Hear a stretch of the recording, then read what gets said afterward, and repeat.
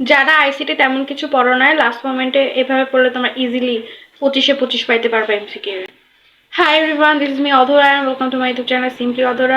তোমাদের আজকে English second paper exam ছিল। তোমরা সবাই আমাকে জানাচ্ছ যে তোমাদের ইংলিশ সেকেন্ড পেপার এক্সাম ভালো গেছে। যাদের খারাপ গেছে এটা নিয়ে টেনশন না করে তোমরা নেক্সট এক্সামে ফোকাস দাও। স্পেশালি আইসিটি যথেষ্ট অবহেলিত একটা সাবজেক্ট, কজ সবাই ভাবে এটা ইজিলি করতে পারবে, but at the end of the দেখা যায় এটাতে ওরা ঠিকভাবে গুরুত্ব না দেওয়া, এটাতে এ প্লাস মিশে এবং অনেক ক্ষেত্রে এটা জিপিএতে প্রভাব ফেলতে পারে। কজ আইসিটিরও জিপিএ 5 এবং অন্যান্য সাবজেক্টেরও জিপিএ 5 করেই থাকে। সো হ্যাঁ, এটাতে একটু গুরুত্ব দেওয়া লাগবে তোমাদেরকে।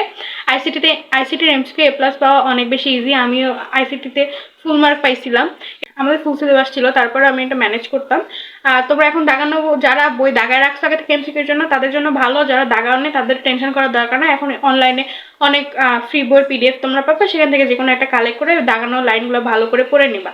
এটা তোমাদেরকে এমসিকিউ অনেক বেশি হেল্প করবে এবং লাস্ট মোমেন্টের রিভিশনে অনেক বেশি হেল্প করবে। এবার তোমরা একটা চ্যাপ্টার পড়বা, যদি তোমাদের কাছে টাইম থাকে সেক্ষেত্রে তোমরা, আমি বলবো পুরো চ্যাপ্টারটা রিডিং দাও, এটা তোমাদের জন্য ভালো হবে। যদি এটা টাইম না থাকে সেক্ষেত্রে তোমরা দাগানো লাইনগুলো পড়বে। এবারে তোমরা চ্যাপ্টার ওয়াইজ এমসিকিউ সলভ করবা। আমি চ্যাপ্টার ওয়াইজ এমসিকিউ সলভ করতাম, এমসিকিউগুলো সলভ করতাম। একটা চ্যাপ্টার দেখা যায় তো 100 থেকে 200 টাকা করে এমসিকিউ থাকতো। এটা ফাস্টলি করলে খুব একটা বেশি টাইম লাগে না, এমসিকিউগুলো সলভ করে নিতাম। আমার ফুল সিলেবাস থাকার পরেও আমার এটা করতে প্রায় 12 থেকে 15 ঘন্টার মতো লাগছে, যেহেতু আমি অনেক বেশি ডিটেলসে পড়তাম। যেহেতু তোমাদের শর্ট সিলেবাস, এই টাইমটা আরও বেশি কম লাগার কথা। তোমরা একটা চ্যাপ্টার রিডিং পড়বা, দেন ওখান থেকে তোমরা চ্যাপ্টার ওয়াইজ এমসিকিউগুলো সলভ করে নিবা। তোমরা এইভাবে চ্যাপ্টার ওয়াইজ রিডিং করে নিবা। অ্যান্ড আইসিটির অনেকগুলো পার্ট থাকে যেগুলো প্র্যাকটিক্যাল, কিন্তু আমাদের এডুকেশন সিস্টেমটা এমন যেগুলো কম্পিউটার ধরে বা টেকনোলজি ধরে না শিখলে ওইভাবে বোঝা যায় না। বাট আমাদের কিছু করার নাই, আমার এগুলো মুখস্থ করতে অনেক বেশি কষ্ট হতো, বাট এটা মুখস্থ রাখতে হবে। এটা অনেক ক্ষেত্রে তোমরা খাতায় লিখে মনে রাখতে পারো। এবং আমি সাজেস্ট করবো যে কিছু কিছু এমসিকিউ দেখবা ঘুরে ফিরে আসে, ওই এমসিকিউগুলো ভালো করে পড়ে নিবা। অ্যান্ড এবার লাস্টে তোমরা প্রিভিয়াস ইয়ারের কোশ্চেন সলভ করবে। এবার টেস্ট পেপার বা কোশ্চেন ব্যাংক থেকে ডিরেক্টলি তোমরা মিক্সডভাবে কোশ্চেনগুলো সলভ করবে। এভাবে কোশ্চেনটা তোমরা যদি 5 থেকে 10 সেট আইসিটি প্রিভিয়াস ইয়ারের কোশ্চেন সলভ করো, সেক্ষেত্রে তোমার আরও ভালো ধারণা হয়ে যাবে। আইসিটি এমসিকিউ 25-এ 25 পাওয়া অনেক বেশি ইজি, তোমরা লাস্ট মোমেন্টে প্রিপারেশন নিলেও পারবা। বাট অনেক ক্ষেত্রে দেখা যায় কোশ্চেনটা একটু কঠিন করে, সেক্ষেত্রে তোমাদের ইন ডিটেলস পড়া থাকতে হবে। এই জন্য আমি বলছিলাম মেন বইটা ভালো করে পড়তে অ্যান্ড ডিটেলসে রিডিং পড়তে। প্রিভিয়াস ইয়ারের কোশ্চেনগুলো সলভ করে নেবা। যেগুলো কোশ্চেন একটু কনফিউশন লাগছে বা তোমার একটু কঠিন লাগছে, ওগুলো স্পেশালি একটু মার্ক করে নিবা। আমি আমারটা আমি কি করেছিলাম বলে, আমি একটা ওয়ান শট ক্লাস পিক করেছিলাম, যে কোনো ইউটিউব থেকে র্যান্ডম একটা ওয়ান শট ক্লাস পিক করেছিলাম। ওই ক্লাসটা ভালো মতো করেছি, তাই আমি ক্লাসের স্লাইডগুলো ভালো মতো করে নিয়েছি। এবার আমি প্রিভিয়াস ইয়ারের কোশ্চেনগুলো সলভ করছি। এটা কার পরে করছি, এটা আমি ফার্স্টে বইটা ভালো করে রিডিং করে নিয়েছি, দেন চ্যাপ্টার ওয়াইজ কোশ্চেন সলভ করে নিয়েছি এমসিকিউ। দেন আমি এটা করছি যে আচ্ছা বাহিরে কিছু আসলে বা কঠিন কিছু আসলে কীভাবে করতাম সেটার জন্য। তোমরা এভাবে পড়তে পারো।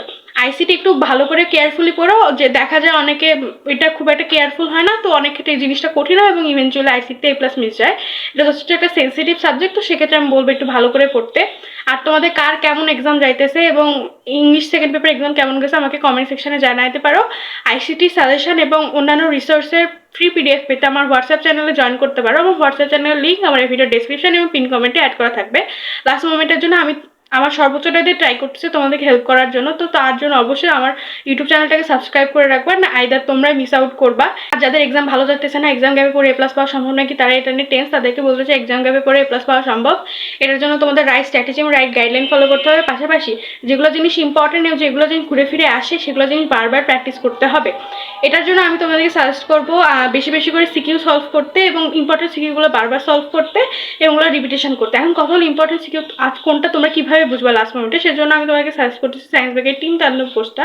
এখানে ইম্পর্টেন্ট সিকিউ দাগিয়ে দেওয়া হয়েছে এবং পাশাপাশি ওগুলো সলভ করে দেওয়া হয়েছে, পাশাপাশি এমসিকিউ সলভ করে দেওয়া হয়েছে এবং সাজেশন দেওয়া হয়েছে। এবং এক্সাম হ্যাক্স বা লাস্ট মোমেন্টে এক্সাম ভালো করার জন্য যে যে স্ট্র্যাটেজি ফলো করা দরকার সব কিছু এখানে পেয়ে যাবা। তো তার জন্য অবশ্যই তোমার টিম তান্ডবে জয়েন করতে হবে। টিম তান্ডবে অলরেডি 1000+ স্টুডেন্ট এনরোল করেছে, তো ওরাও ভালো ফিডব্যাক দিতেছে এবং ওদেরও প্রিপারেশন খারাপ থাকা সত্ত্বেও ওরা ভালো এক্সাম দিতেছে।